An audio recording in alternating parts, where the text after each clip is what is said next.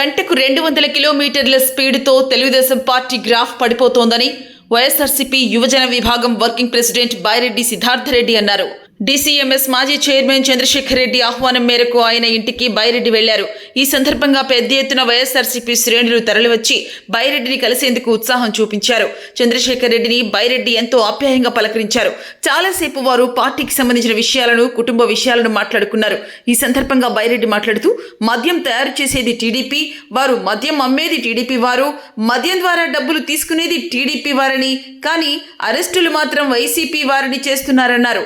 గతంలో కులం మతం చూడమని జగన్మోహన్ రెడ్డి సంక్షేమ అభివృద్ధి కార్యక్రమాల ఫలాలు అందిస్తే ఇప్పుడు చంద్రబాబు కూడా అదే సిద్ధాంతాన్ని ఫాలో అవుతూ కులం మతం చూడకుండా మద్యం డిస్టిలరీలు ఏర్పాటు చేసుకోవాలని సూచిస్తున్నారు.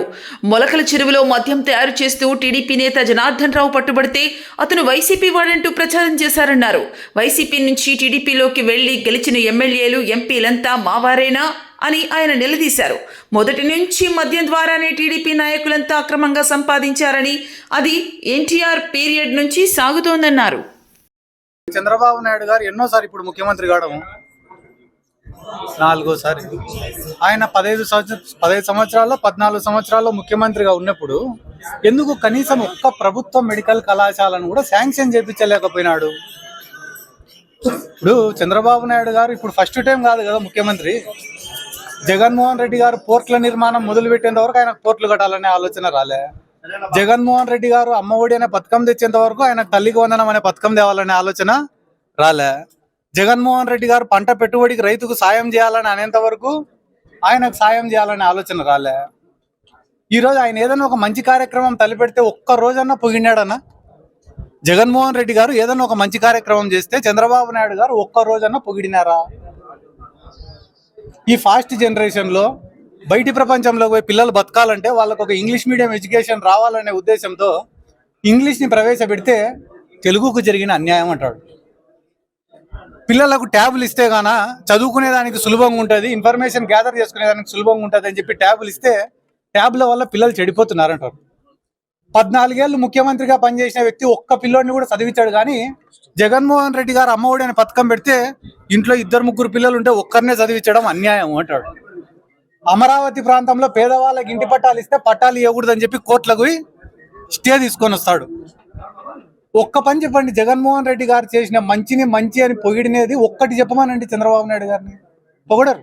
ఈరోజు ఈ మెడికల్ కాలేజీలు అనే విషయం కూడా మేము ఎంత సంతోషంగా ఉన్నామంటే, మా జగన్ సార్ ముఖ్యమంత్రిగా ఉన్న 5 ఏళ్ళు మేము కూడా చెప్పుకోలేదు జనానికి. ఇంత ఒరే మా సార్ 17 మెడికల్ కాలేజీలు శాంక్షన్ చేయించినాడు, దాంట్లో 5 నిర్మాణం పూర్తి అయిపోయినాయి, మిగతావన్నీ కూడా అండర్ కన్స్ట్రక్షన్ ఉన్నాయి, మరొక 5,000 కోట్లు గాన ఖర్చు పెడితే అదనంగా 2,500 సీట్లు మన రాష్ట్రానికి వస్తాయనే విషయాన్ని ఈ రాష్ట్ర ప్రజలకు జగన్మోహన్ రెడ్డి గారు ముఖ్యమంత్రిగా ఉన్నప్పుడు ఒక్కరోజు కూడా మేము చెప్పుకోలేకపోయినాం.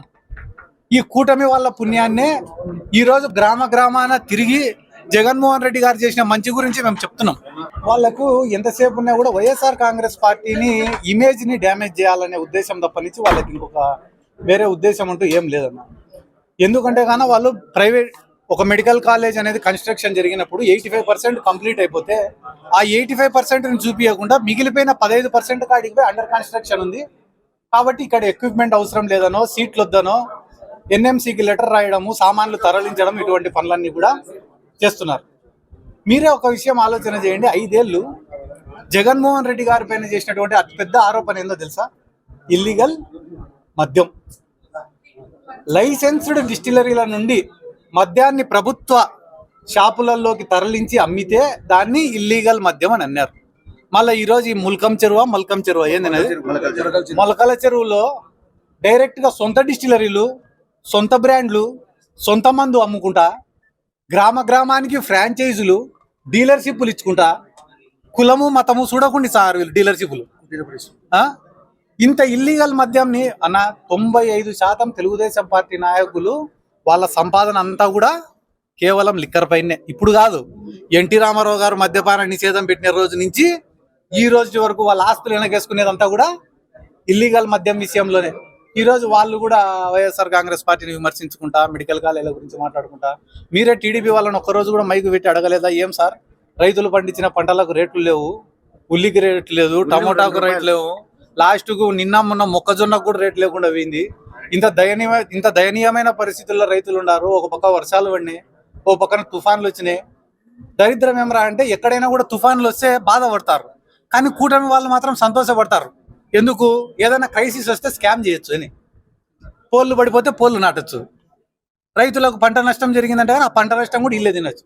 క్రాప్ ఇన్సూరెన్సులు గతంలో మా ప్రభుత్వంలో ఎక్కడైనా పంట నష్టం జరిగితే ఒక గ్రామంలో 1800 ఎకరాలకు పంట నష్టం జరిగితే దాదాపుగా 1600 ఎకరాలకు కాంపెన్సేషన్ ఇస్తే ఈ రోజు దాదాపు 200-300 ఎకరాలకు కూడా ఇవ్వకపోగా అదే గ్రామంలో ఆ 200-300 ఎకరాలలో కూడా వైసీపీ వాడేవాడు, టీడీపీ వాడు అని చెప్పి ఏరి క్రాప్ ఇన్సూరెన్సులు పెట్టే పరిస్థితికి వచ్చినాయి. కాబట్టి ఈ గవర్నమెంట్ అయితే కనుక గంటకు 200 కిలోమీటర్ల స్పీడ్లో పడుతుందన్న వాళ్ళ గ్రాఫ్. గంటకు 200 కిలోమీటర్ల స్పీడ్లో పడుతుంది వాళ్ళ గ్రాఫ్. అది వాళ్ళకు కూడా తెలుసు. కానీ ఏం రా అంటే చిన్న బాబు దెబ్బకు పెద్ద బాబు బలవుతాడు అంతే.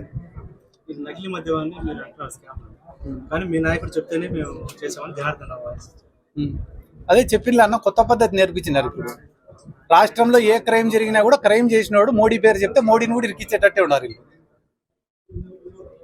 రాష్ట్రంలో ఏదైనా క్రైమ్ జరిగినప్పుడు ఎందుకు చేసినవరా ఇది అంటే మోడీ చెప్తే చేసినా అంటే మోడీ పేరు కూడా పెడతారు వీళ్ళు. అంతకుమించి ఏమని చెప్పు గవర్నమెంట్ ఎవరుతుంది? ఆ జనార్దన్ రావు అనేటోడు కాల్ డేటా తీయచ్చు కదా.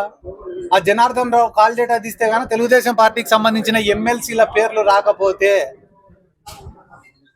వాళ్ళే ఈ కుట్రకు నాంది పలకకపోతే మేము రాజకీయం సాధించుకుంటాం. లాస్ట్ సంవత్సరం రోజులు అది ఆర్టీ యాక్ట్ పెడతారో, లేకుంటే కోర్టు కేసు తెచ్చుకుంటారో, లేకుంటే ఎయిర్టెల్లోనికి రిక్వెస్ట్ పెట్టుకుంటారో. కాల్ డేటా తీయమనండి. తెలుగుదేశం పార్టీ వాళ్ళతో కాంటాక్ట్లో ఉన్నాడా, వైఎస్ఆర్ కాంగ్రెస్ పార్టీలో ఉన్న వాళ్ళతో కాంటాక్ట్లో ఉన్నాడా తెలిసిపోతుంది కదా. ఇప్పుడు పార్టీ మారినోడికి కూడా మాకే సంబంధం అంటే ఎట్టా? మా పార్టీ నుంచి బాలశౌరి అవతల పక్కకు పోయినాడు, మాకే సంబంధమా? మా పార్టీ నుంచి లావు కృష్ణదేవరాయలు గారు అవతల పక్కకు పోయినారు, మా మనిషినే ఆయన ఇప్పుడు కూడా. మా పార్టీ నుంచి వేమిరెడ్డి ప్రభాకర్ రెడ్డి గారు పక్క పార్టీలో పోయినాడు, ఇప్పటికీ ఆయన మా మనిషేనా? వీళ్ళంతా మా మనుషులు కాదు. జనార్దన్ రావు ఒకడే. పార్టీ మారినా, టీడీపీ కండువా కప్పుకున్నా, టీడీపీ వాళ్ళతో టచ్లోనే.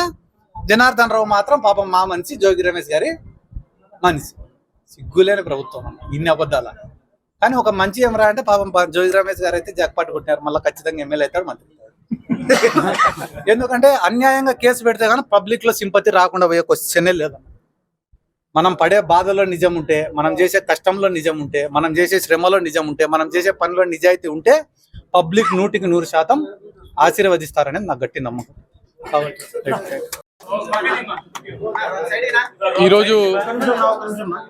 ఈరోజు ఈ మీడియా సమావేశానికి హాజరైనటువంటి వైఎస్ఆర్సీపీ కార్యకర్తలు, బైరెడ్డి సిద్ధార్థ రెడ్డి అన్న అభిమానులు, అలానే కోట్ల విజయభాస్కర్ రెడ్డి అన్న, తర్వాత మహాలక్ష్మి శ్రీనివాస్ అన్న, అందరికీ నా ధన్యవాదాలు.